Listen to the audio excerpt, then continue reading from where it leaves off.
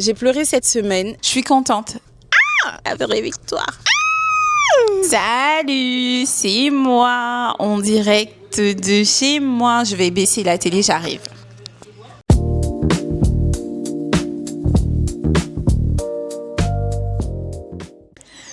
Comment allez-vous? J'espère que vous allez bien. Moi, je me porte bien. Je suis contente de vous retrouver aujourd'hui. J'ai fait plein de petites vidéos par-ci, par-là.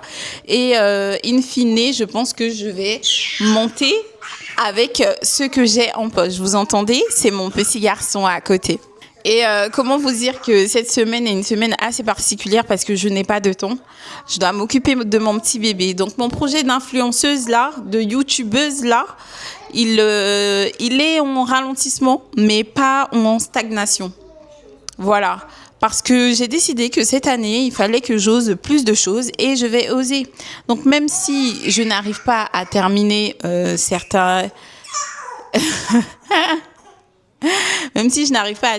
certaines vidéos et tout ça, mais je vais me forcer quand même à monter et tout.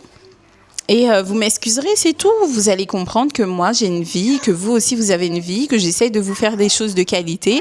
Mais pour le coup, c'est un petit peu compliqué. Mais je tiens ma promesse. Et j'espère que vous aussi, dans l'ensemble de vos projets, vous tenez votre promesse, en fait. Votre promesse. Vous tenez vos promesses à devenir meilleur un petit peu plus chaque jour. En tout cas, je suis vraiment contente d'être là devant vous et d'oser. Et je me dis qu'il faudrait faire ça un petit peu plus souvent. Je l'ai déjà dit, mais je le répète. Oser, parfois, ce n'est pas forcément commencer quelque chose, mais c'est aussi abandonner quelque chose.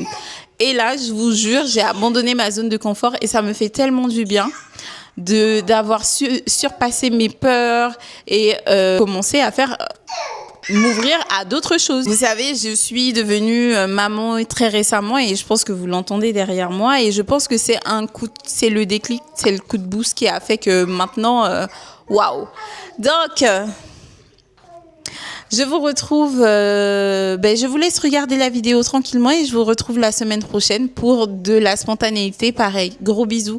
J'ai coupé plusieurs rushs parce que j'ai trouvé que ce que j'avais fait, c'était intéressant. J'ai essayé de recommencer chez moi, dans ma voiture, à plusieurs reprises, mais j'ai jamais lâché l'affaire. Alors, si vous aussi, vous avez des projets, ne lâchez pas l'affaire. On change un tout petit peu de décor. J'espère que vous allez bien, les guys. Vous m'avez manqué. Bonjour, bienvenue dans cette toute nouvelle vidéo. Je suis heureuse de vous retrouver aujourd'hui pour un petit moment de partage. Si tu es nouveau ou nouvelle sur cette chaîne, ici c'est ta safe place. On parle de tout, de ce qui nous fait douter, de l'amour, des relations humaines, ce sur quoi on doute, et puis voilà. Bon, je suis contente de vous retrouver aujourd'hui. Franchement, ça me fait plaisir. La semaine dernière, j'ai pas forcément publié de vidéo parce que j'ai filmé, mais je trouvais que c'était pas naturel, pas authentique et tout. Et le sujet que j'avais choisi, finalement, il me parlait pas tant que ça. Et je me suis laissé le temps de réfléchir, de me dire ce que j'avais envie de partager avec vous. Et j'ai fait un petit exercice que je trouve super sympa. J'ai noté des petites choses sur mon cahier. Et du coup, je vais mettre le doigt comme ça sur une phrase, un mot que j'ai pu écrire. Et en fait, je vais en parler. Voilà. On est dans la spontanéité, dans le vrai et tout. Et je me dis que ça peut être plutôt sympa. Donc oui, on a changé de décor. On n'est pas à la maison. On est dans ma voiture et je me suis posée. Derrière moi, vous allez voir, c'est la plage et tout. Et j'avais envie de descendre, mais il fait très très chaud. Donc je préfère rester dans le confort de la clim. Mais on en parlera de cette zone de confort. Ou peut-être pas encore. En tout cas, il y a plein de sujets que j'ai envie d'aborder. Mais voilà, il faut que je vous ai montré mes petits écrits. Sur quoi je vais tomber? On dirait que je passe un examen. Alors, je suis tombée sur pleurer. Effectivement, j'ai pleuré cette semaine parce que je pense que j'en avais besoin. Et la plupart du temps, on n'ose pas pleurer, on n'ose pas se rendre vulnérable. On a tendance à se dire qu'on est tout le temps fort, qu'on on n'a pas besoin de... Enfin, pleurer, c'est synonyme d'être faible la plupart du temps. Mais je ne pense pas que ce soit la vérité. Honnêtement, quelqu'un qui assume de pleurer et quelqu'un qui se laisse du temps pour pleurer, c'est quelqu'un qui assume être dans un état de fragilité et ça permet en fait de se ressaisir, de repartir à zéro. Parfois pleurer ça soulage et je vous avoue, moi j'ai pleuré pour un sujet en particulier et je me suis rendu compte à quel point j'avais des choses sur le cœur et à quel point ça m'avait soulagée de libérer ces choses en quelques larmes. Souvent, on nous a éduqués, en tout cas pour ma part, je suis la fille d'une femme forte et on nous a éduqués comme quoi il ne fallait pas pleurer. On ne pleure pas, on ne pleure pas. C'est interdit de pleurer, interdit. Si tu pleures, c'est trop grave. Il fallait toujours rester digne, il fallait toujours rester forte et tout, et que pleurer c'était pour les faibles.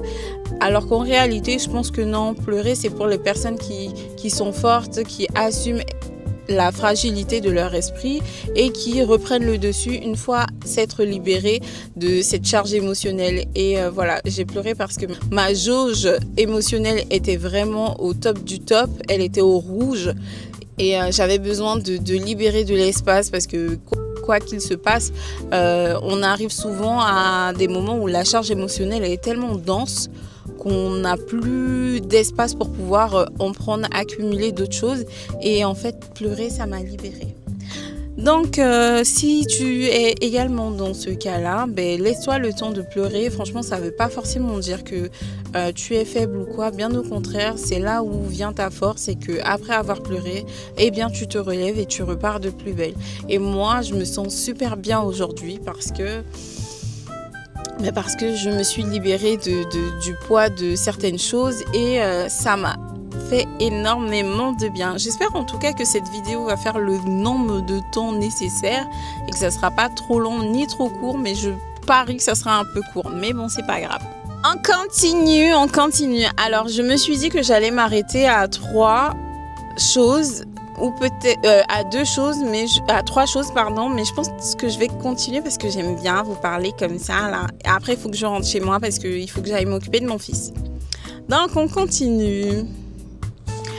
Ah, j'aime bien ce que j'ai noté. J'ai noté construire son rêve chaque jour. Et c'est vrai. Construire son rêve chaque jour, je pense que j'ai noté ça parce que je me suis dit que chaque jour, j'investis en moi, que chaque jour, j'investis en mon rêve, que chaque jour, je me donne les moyens d'arriver là où je souhaite arriver et de devenir la femme que j'ai envie d'être, de créer le foyer que j'ai envie de créer. Oh là là, bon, je vous mets là parce que j'ai exposé ma caméra au soleil et cette dernière m'a dit surchauffe de l'appareil. Donc, vous continuez à bien me voir ou pas? Je parlais de quoi? Construire son rêve chaque jour. Je pense qu'un rêve, vous pouvez atteindre vos rêves en le construisant effectivement chaque jour. Chaque jour, vous donnez un petit peu plus, vous investissez plus en votre rêve. Si par exemple, votre rêve, c'est de devenir une girl boss et tout, ça ne se fait pas forcément du jour au lendemain. Chaque jour, vous apprenez des choses, chaque jour, vous cultivez. Par exemple, si votre rêve, c'est de devenir une girl boss dans le monde de la finance, eh bien, chaque jour, vous cultivez votre savoir-faire en allant ouvrir des livres, en écoutant des podcasts, en allant écouter un petit peu plus souvent le journal et tout, etc. Et je pense qu'un rêve se fait pas du jour au lendemain, il se construit. Et si tu as un rêve, je te propose de le construire et d'être patient dans la construction de ce rêve parce que le résultat sera super beau. Et vous savez, je vais reprendre un petit peu ce que j'ai pu dire dans l'une de mes vidéos. Vous serez plus fiers du chemin parcouru que le résultat. Le résultat, c'est une première motivation, mais en réalité, vous serez fiers de vous par rapport au chemin que vous avez parcouru, par rapport aux embûches que vous avez réussi à affronter. Et croyez-moi, c'est là la vraie victoire. C'est là la vraie victoire. On continue. On va choisir un autre mot. heureuse. Ah! Je suis contente. Je suis contente parce que aujourd'hui, je suis heureuse. Je vais vous dire pourquoi. Je suis heureuse à cause de ce petit bébé qui fait que crier et qui veut pas que je termine cette vidéo. Mais je suis aussi heureuse parce que je me sens beaucoup plus alignée avec la personne que je suis en train de devenir. Je pense que j'ai longtemps repoussé un projet qui est de me mettre sur YouTube de façon constante. J'ai longtemps repoussé la personne que j'avais envie de devenir et la personne que j'avais envie d'être par peur du regard des autres. Et là, je suis heureuse d'affronter ce regard, d'évoluer. Je suis heureuse de pouvoir aller à la salle de sport sans me soucier de ce qu'on pensera. Je suis heureuse en fait de commencer de nouvelles choses, d'oser de nouveaux projets. Et je suis également heureuse de lâcher prise sur certaines choses qui aujourd'hui ne me font pas spécialement grandir. Et honnêtement, je pense que c'est un travail qui prend du temps, mais lorsqu'il est réalisé, ça fait tellement du bien. Encore une fois, le résultat, c'est quelque chose de bien, mais le cheminement est encore meilleur. Le processus est tellement beau.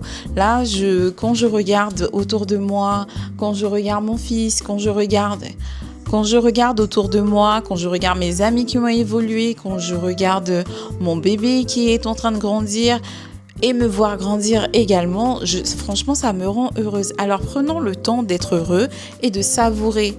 Vous savez, à certains moments, le bonheur arrive, on est dans un état heureux, mais on banalise énormément. Alors que quand on est triste, malheureusement, on a l'impression que ça a plus de poids parce que ce n'est pas normal. On se dit qu'on doit tout le temps être heureux. Vous avez le droit d'être triste, hein. Mais en réalité, je pense qu'on banalise beaucoup le fait d'être heureux et qu'il faudrait que ça devienne quelque chose d'exceptionnel, même si c'est récurrent en fait. On apprécie plus les choses quand ça devient rare ou ça a plus d'impact quand la rareté fait son apparition. Mais quand on est heureux, je pense qu'il faut le savourer, faut le cultiver, faut le porter en fait, faut le glorifier. Ah, j'avais dit que j'allais m'arrêter à 3, mais est-ce qu'on continue pas? Franchement, j'aime bien. J'aime pas encore regarder ce que ça donne, mais j'aime bien. Les gens, ils doivent se dire, non mais qu'est-ce qu'elle fout? Parce que j'ai pas les vies teintées, mais qu'est-ce qu'elle fait dans sa voiture à parler avec un truc près de sa bouche? C'est un micro, les gars. Alors, je choisis. J'espère que mon doigt va tomber sur quelque chose.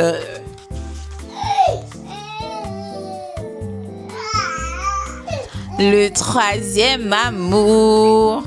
Le troisième amour. Alors, c'est vrai que je l'ai noté, mais je ne sais même pas comment l'expliquer en réalité. Donc, je vais faire au mieux pour vous dire ce que j'entends par le troisième amour. J'ai lu quelque chose qui disait que le troisième amour, c'était celui qui dure le plus longtemps, celui qui est le plus conscient et celui qu'on apprécie le plus en fait, celui qui est plus sincère, le plus stable et le plus raisonné. Il n'y a pas forcément des paillettes dans ce troisième amour, mais on est plus conscient parce qu'on se connaît déjà mieux. Il arrive assez tardivement, non, j'abuse, mais il arrive un petit peu plus tard où on a gagné en maturité et qu'on est devenu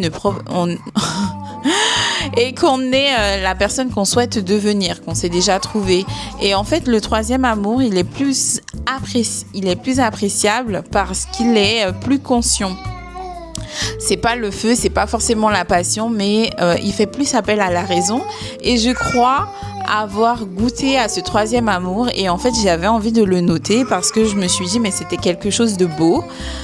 C'est quelque chose de beau, c'est quelque chose de magnifique et que je souhaite à tout le monde. Donc voilà, je l'ai noté comme ça parce que je me suis dit, mais en fait, ouais, le troisième amour, waouh, génial. J'avais envie de le noter. Là, le temps est passé. Est-ce que vous voulez encore un autre? C'est nul parce que vous pouvez pas me répondre, mais je sais pas, je suis en train de passer un bon moment avec vous. Pourquoi s'arrêter là? Ça se trouve, j'ai dit que des conneries depuis tout à l'heure, mais ce n'est pas grave. Je pense que on évolue un petit peu plus chaque jour. Aujourd'hui, je vous dis peut-être des bêtises et demain, je vous dirai moins de bêtises jusqu'à ce que je ne vous dise plus de bêtises. Voilà. On se fait une petite dernière. Après, je vais m'occuper de mon bout de chou ou deux dernières. J'avoue que j'aime bien l'exercice. Mais il faudrait que je vous fasse une vidéo qui dure un petit moment. Donc, on continue. Alors, je ne sais pas si vous l'entendez. Vous inquiétez pas, il est en train de jouer. Alors, là, c'est est-ce qu'être une femme forte signifie que l'on n'a pas besoin de l'amour d'un homme? Ça, c'est une vraie réflexion que je me suis posée. À vos claviers, dites-moi, mesdames, être une femme forte, est-ce que ça signifie que vous n'avez pas besoin de l'amour des hommes? Vous savez, dans la culture des femmes noires, surtout, c'est les femmes fortes, on n'a pas besoin d'hommes dans nos vies, voilà, on ne doit pas pleurer et tout, etc. Et je me suis réellement posé la question, est-ce que... Bon, je reviendrai plus tard.